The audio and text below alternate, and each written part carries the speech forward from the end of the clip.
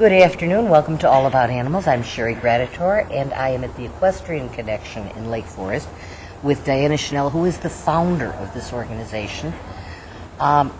This is an organization that does hippotherapy. That's it's a great right. word. What does it mean?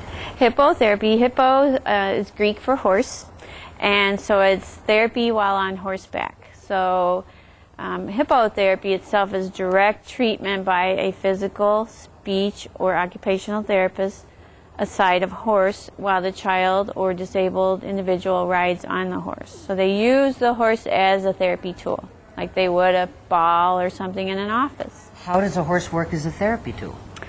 Oh, in many ways. Not only emotionally, as creating, helping create a bond with an animal, which is so great, but also the movement of the horse sends movement right up the spine of a disabled child or adult and gives them that motion neurologically. It also helps with a tall trunk, greater flexibility in the legs and trunk, just a few of the ways it can help, many ways. I know a lot of your clients here are autistic. Mm-hmm. What are the benefits for an autistic child or adult? Well, autism, as you know, is rising rapidly. 1 in 95 boys right now is being born with autism. It's terrifying. Staggering. It does several things. First of all, the autism spectrum is very wide. So you may have a child who is very, very alert cognitively, very bright, but has a hard time dealing with relationships. They learn to relate to these animals. These animals give them a sense of comfort and accomplishment and empower them. And they learn to relate to another being. In addition, we work on concentration, communication skills, how communication makes a difference in their life by telling the horse to go. Different ways to use communication. It's staggering the difference it makes for someone with autism.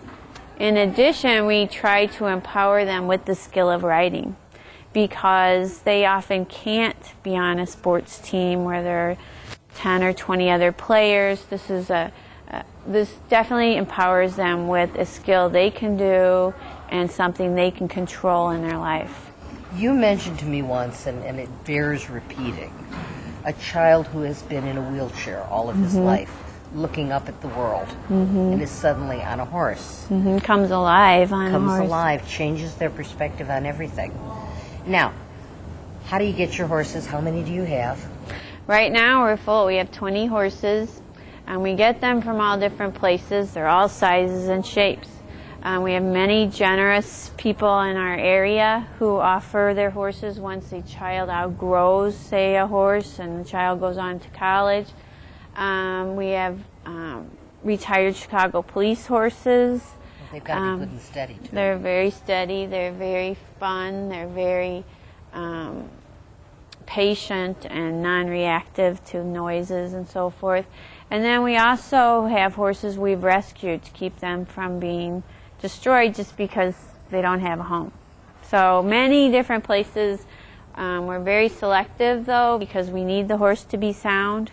We need them to have a proper gait so that they're sending and giving the disabled person who's on top of them the right signal and the right message. You have 2 horses that we're looking at here who are new and in training. Yes. And you have young women working to train them at the moment that we're watching. What does a horse that works in a facility such as this need to have? Boy, there's a whole checklist we go through. First of all, we look at what size horse we need for what activity. We look at the demeanor of the horse immediately in choosing it. Again, soundness and a proper gait. Good movement patterns for the individual. And then again, a horse that's been educated and trained and we can train to be a therapy horse. In other words, can tolerate the balls, can not react to the balls, can work with other horses around them. I would imagine not easily spooked? Not easily spooked, although every horse is possible to be spooked, I've learned. Yes, not I'm easily watching this spooked. horse, and she's bopping those balls, and they're literally bopping this horse in the neck. Right. And the that's horse what doesn't turn a hair. And that's what a child will do too. You have to be able to ride the horse and be unsteady in your posture, and he has to be able to still be steady. He's learning, if he doesn't know it already, that you can't react to these differences. And they seem to have a intuition about the person on them.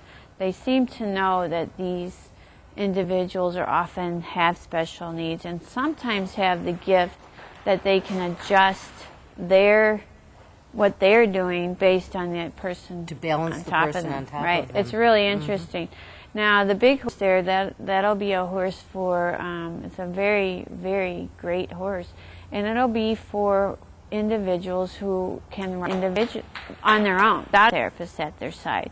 The shorter horse, Rich Yo, has a cool story. He was donated by a friend of mine who actually went to a fundraiser for a boy with autism, Rich Yo, and he bought a raffle ticket, won the cash prize, so donated the cash to us to be able to get Richie, and we named the horse Rich Yo after. So it's interesting, the whole circle. It went around. And here it was all because of a child with autism. And you offer other things. You offer art therapy. For siblings and for our riders. Art therapy is great with self-expression, with displaying emotions, helping cover some of those things that are going on. And that's very important for the siblings. Offer sibling rights, so a sibling can participate in their disabled siblings' therapy And for feel once. special. And feel special. Right. And that's really powerful. We actually now have grandparents participating in riding to be able to understand and participate with their grandchild who might be disabled and, often are limited in what they can do and talk about with And them. you service adults as well. The adult population is growing. We have many women who have MS, who lose mobility in their legs and their feet and flexibility. Riding helps that a great deal. Individuals who have suffered strokes, who are trying to get more symmetry in their body. Brain injuries, just many different avenues. About how many people are you servicing right now? Boy, we had a busy summer. We were up to about over 250 people Wow. per week. Wow. Because we had organizations from all over the Chicago area coming to visit us, which was great. I heard about something new you're starting that I think I'd like people to know about, and that's Sunday Respite. Sunday Respite, we're going to start a respite program because quite often the parents just need a break and the child needs things to do. And this will be a place they can come. We have a wonderful camp director who will utilize less of the riding and maybe do more grooming, more horse care, and also use the rest of the property as a place to have activities, work on skills, everyday living skills, recreational therapy, And some give new the folks things. or the caregivers a break at the same time, Right. which is wonderful. And I understand an after-school program. After-school program's going to start up. I'm excited about that. That's Again, very, very cool. it's very cool. The state, Illinois, is 51st out of 52 states as far as, if you count the outside states, as far as providing assistance to families with disabilities. It's tragic, and we're trying to do everything we can to make up for that until the state comes around. And you are sliding scale, are you not? Yes.